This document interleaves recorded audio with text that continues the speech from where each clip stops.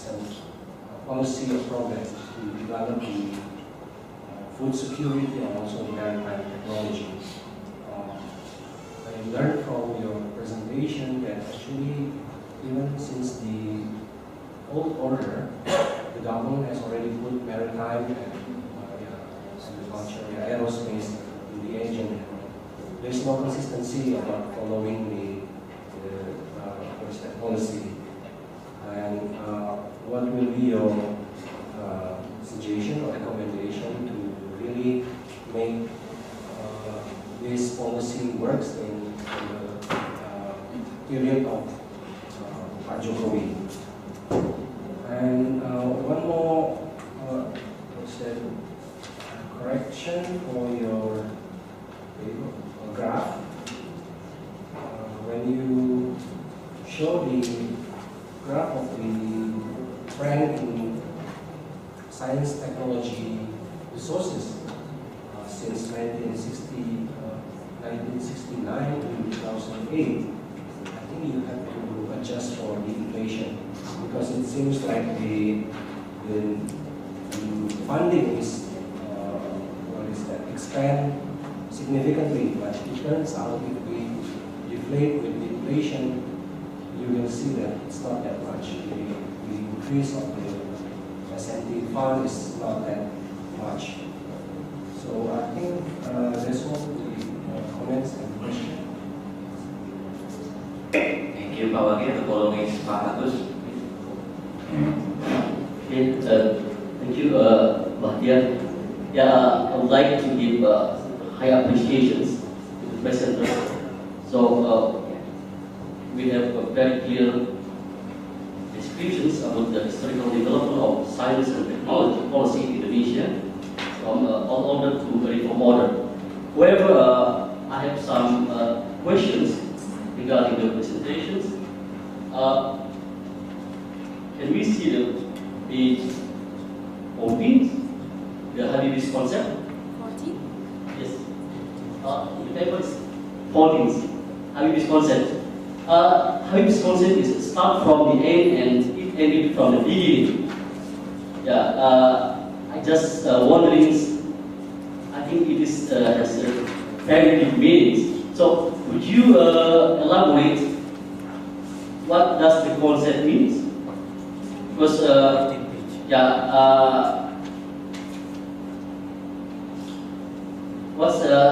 it is not so clear when you explain in the 4th stage and 9th focus and the policy focus.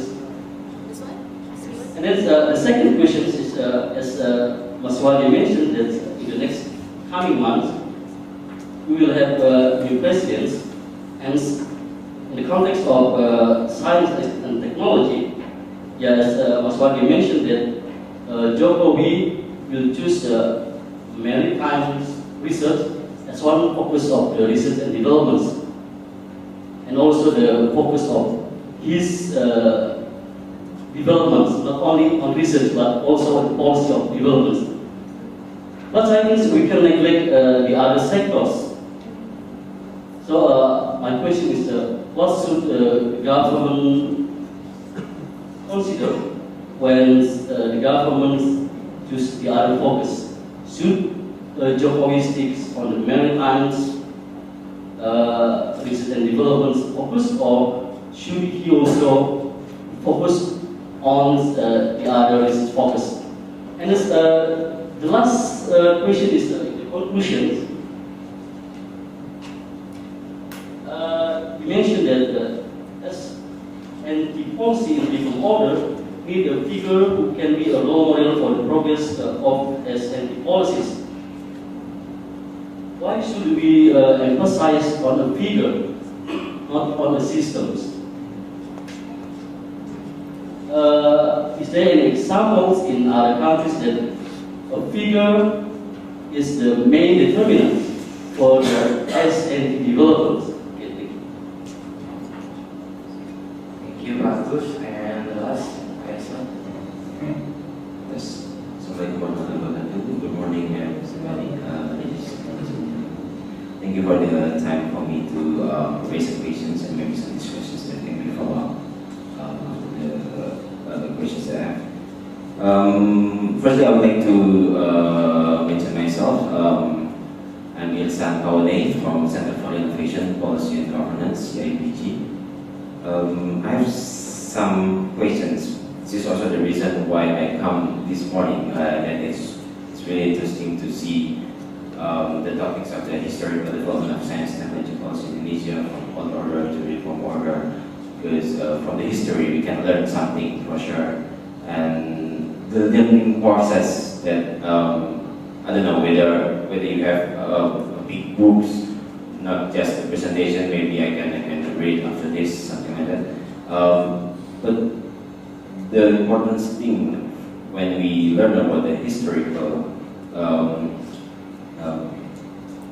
study, not just mention about what, but why, the rationale behind that. Like, for instance, maybe following the questions from the previous questions about the policy focus, we know that maybe Jokowi now is more into food, energy, maritime also, and yesterday mentioned about the automotive, and also from the previous, like the youth reform nine focus, and also we have now 7 sectors in the national research agenda, something like that.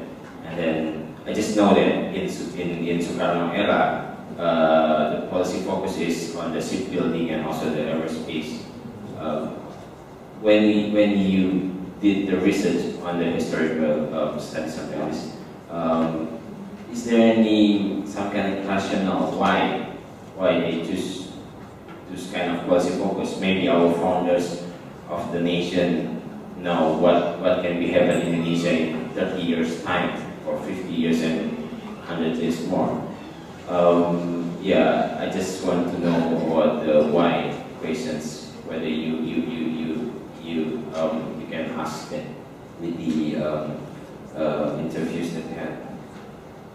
That's my first question about the policy focus why, and also the actors' role. You mentioned about the LIPI established in 1960s, something like that, and then another research organization, and also we know the Center of Excellence in palm oil in North Sumatra and something like that, which is related to the SNT policy.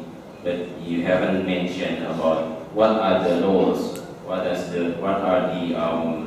the differentiation between these organizations that until now is still there. Like, for instance, LIPI is still here now, and then is the focus from its establishment is changed, or what, or is the same focus as why LIPI built, why another organization built?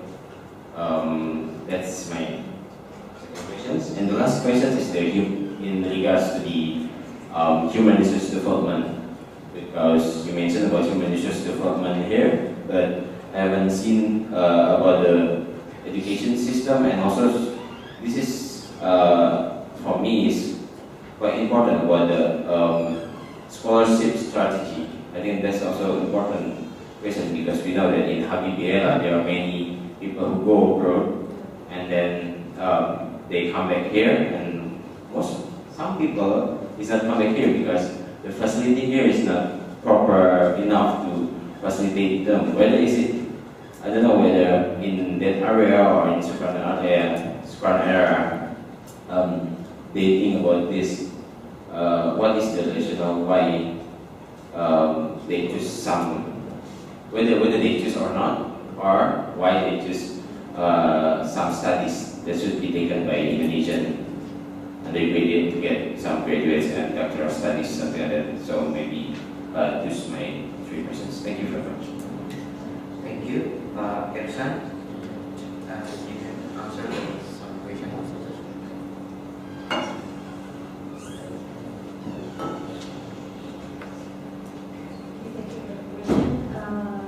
Actually, I want to discuss about the constraint of in each order. But first of all, let me want to say thank to Mr. Wadi for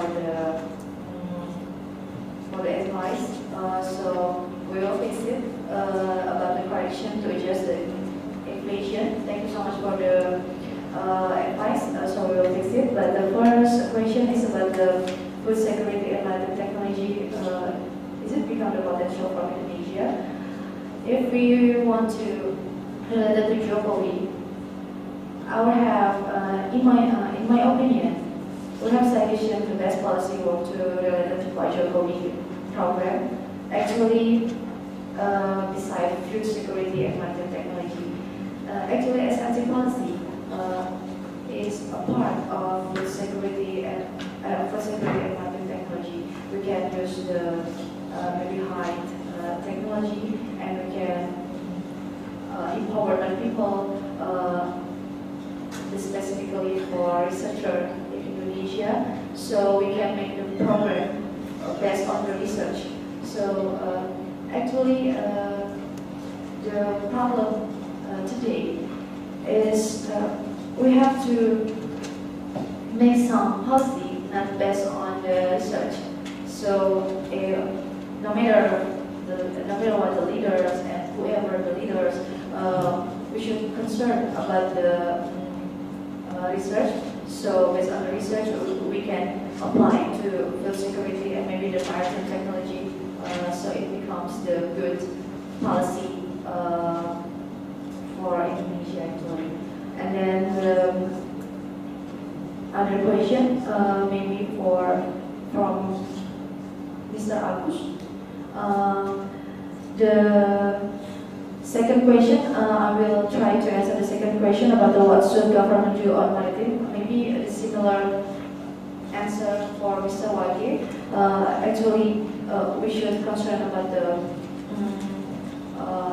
research policy. So if we concern to the making some policy based on research, we can build the maritime or food area, or maybe sounds like now is food, water, and energy. It becomes one system to become the potential from Indonesia with the support with good resources, and then we have good human resources also. So I think the point is Jokowi should have a policy that made from research.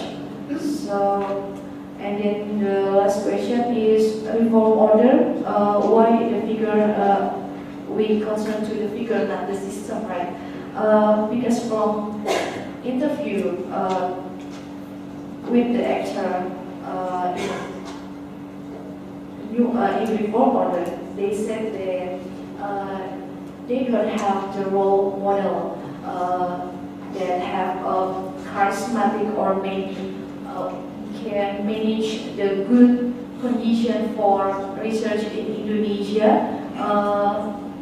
We don't have the good figure to control and then to coordinate, to manage the research and to manage the one ministry to the other ministry, have the overlapping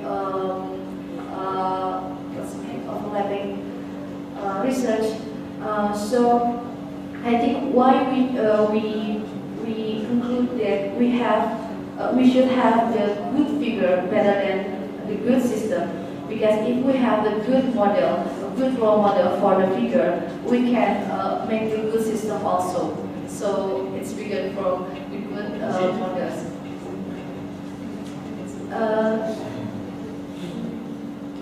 Okay. So the conclusion is a figure is more important than the system.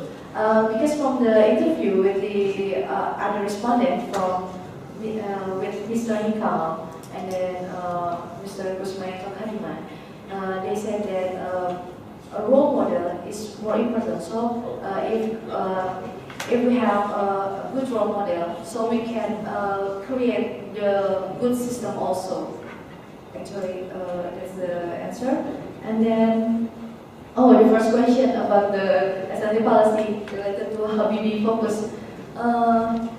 Actually, why we focus to Habibie, because in New Order, Mr. Habibie, I think, is the main actor that support with President Suharto, because he focused on high technology, and then we're very proud for the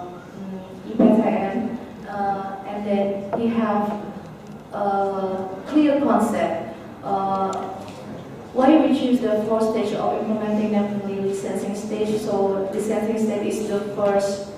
Actually, this is fourth stage is related one to another. So the first stage is licensing stage, and in licensing stage we create the first like product or maybe some kind like program, and after that this is related to technology integration stage. So then the third one in innovation stage. So that's why we say that innovation is actually innovation is popular in reform order, but in new order innovation is maybe some people doing innovation, but they doesn't know is it innovation or not. But in reform order, innovation become popular. So actually, this is Habibie is tell about the innovation, but some people doesn't know innovation well. And then implementing basic research stage. Actually, this is important for every researcher, for every human resources that we can support the research program. But so the implementing basic research is related to why Habibie provide the scholarship. So some people, many people going abroad to gain a new knowledge or new experience, and then actually the aim of the goal of the implementing basic research stage is most people who going abroad, after that they come back to Indonesia and build Indonesia. But unfortunately, some people is like the right man in the wrong place, because some people is doesn't match with their capability, but they work at the different they work in different background with the education. And then the last question from Mr. Irsan. Maybe your question about the food and maritime related to Jokowi is the same answer with Mr. Wadi. We suggest that the best policy work to by Jokowi that if Mr. Jokowi concerned to food, maritime, automotive program, actually it's related to essential policy. If we can build the good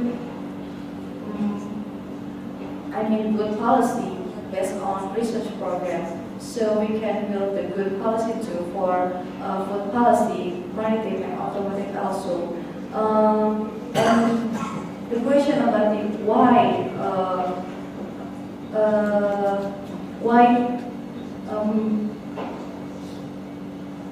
from the interview, the differentiation of the focus of change.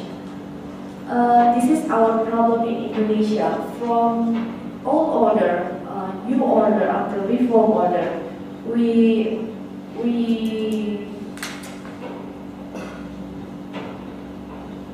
are always, if we have a different leader, we always change the program of the order. So, like now, if Mr. Jokowi become president, actually they have a different program to promote their concept.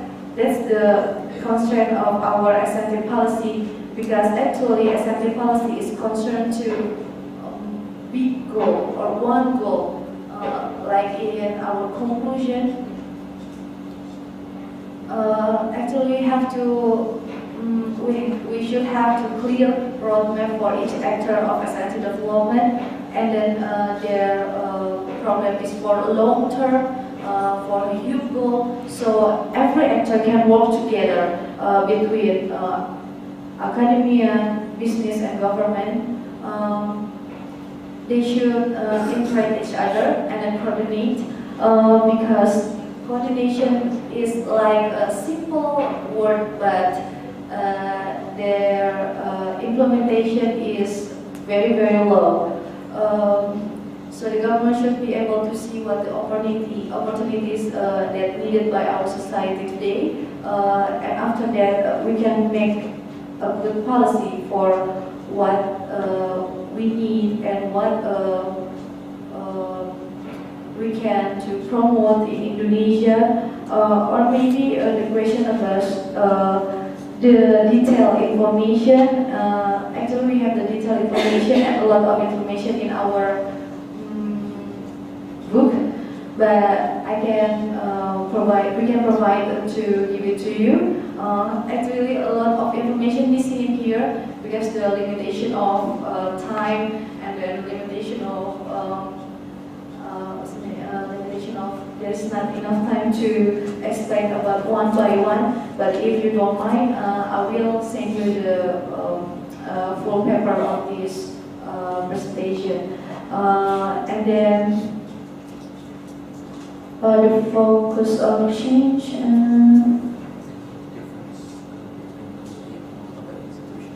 what the difference between LIPI and multi-institution. Actually, this is just only my opinion. Actually, until present, we have why LIPI and other institutions. Actually, we should work together for huge goal. But now, LIPI is doing research, and another ministry is doing research. So they have overlapping job and description. So the new government should making a big and clear map. So between LIPI and other institutions. Should work together and complete each other, not doing some research like duplication or maybe doing the same research that have doing by LIPI and doing also by the other ministry. And the reality now is between LIPI and other institutions have a similar object of research. So I think for Mr. Joko, we should have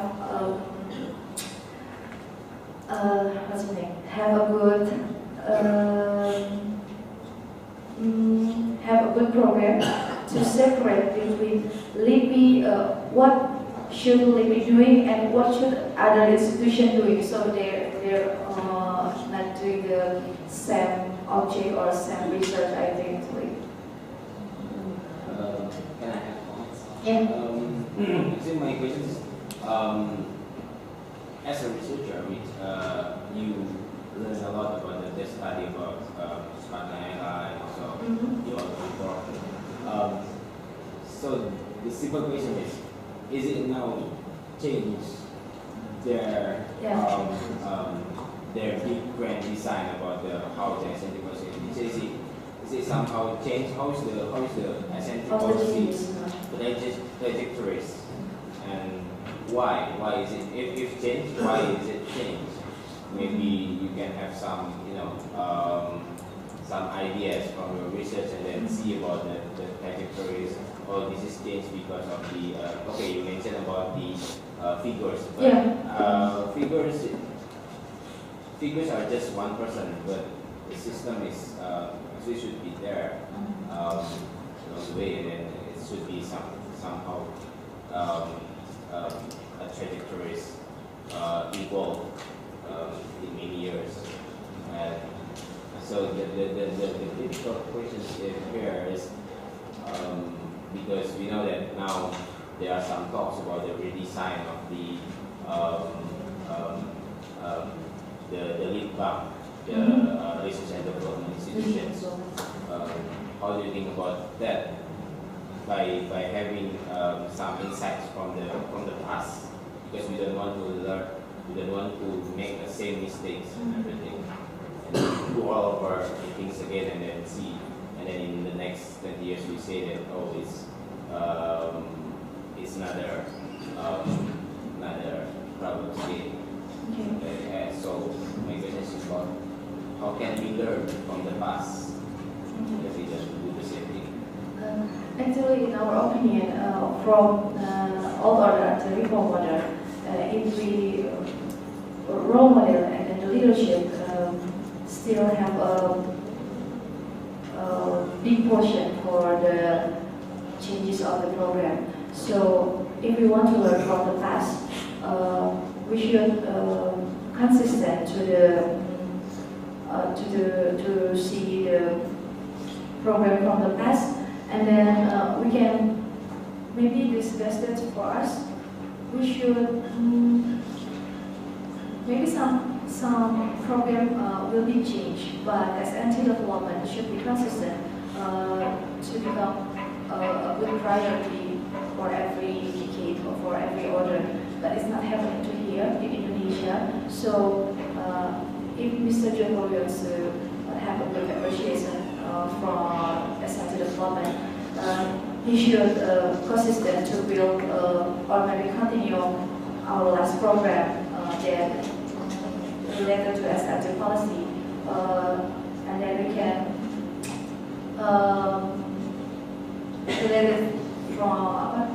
related each other from all order until reform order. We can take the good point from every or for each order, so we can combine and then we can apply to in Mr. Jokowi cabinet. Maybe my friend Carolina will help me to answer the question.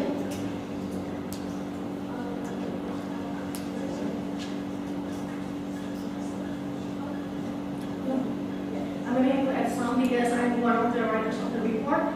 Maybe for the question, should the policy focus change? Well, in our opinion, since we see that the SNT policy in reform order doesn't work well under SBY presidential, so we think yes, the SNT policy focus should change, and we agree that maybe we should go back to food security and maritime because it's, I think it's the basic need for the people, and we cannot just go to high technology industry before we fix the food security and maritime problem. That's all. So we can combine what Mr. Jokowi program, and then we can learn from the past. So SRT development actually is the part of can give good influence to the food and maritime program actually.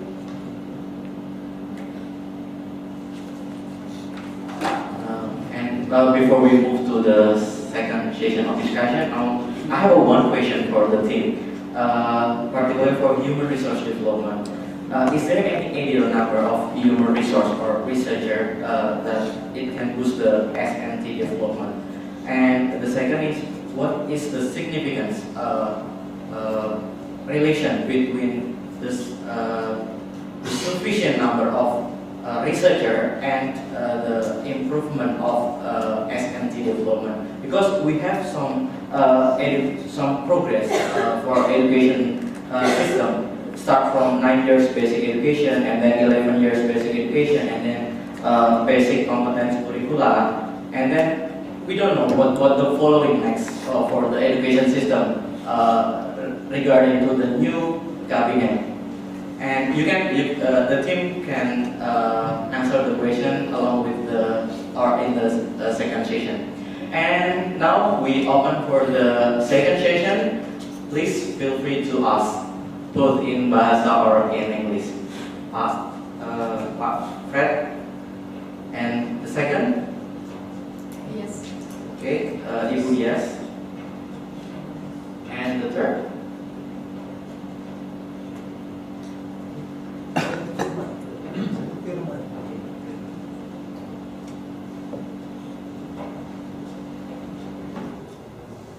The next, selanjutnya silakan kalau ada yang masih mau bertanya atau memberikan pendapat. Oke, lagi.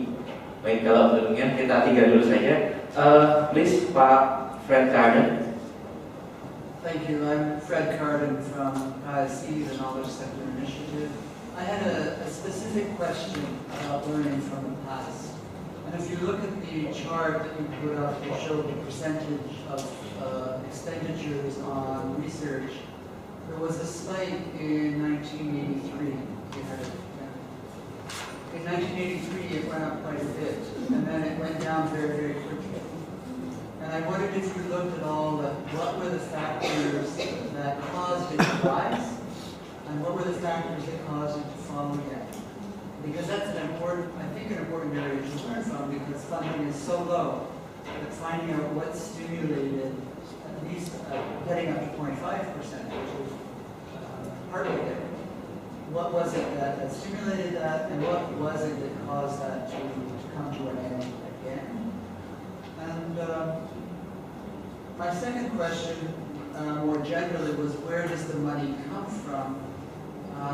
There's often a big assumption that all the money comes from government. In most countries, if you look at the distribution of expenditures on research and development, it's often 2/3 private sector and 1/3 public sector. So I wondered if you had looked at all at where the expenditures were now and what the potentials were moving forward. And was there any difference in the past? Because now the public sector, the private sector spending on research is very, very low. The government is just very low. The private sector is very, very low. How do you reverse that? And when it was higher, was there more private sector funding?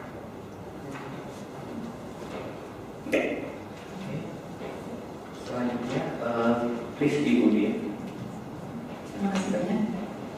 Thank you very much, Dini, for the presentation, and I would like also to applaud to the team making, to provide this study about the development of science and technology in Indonesia.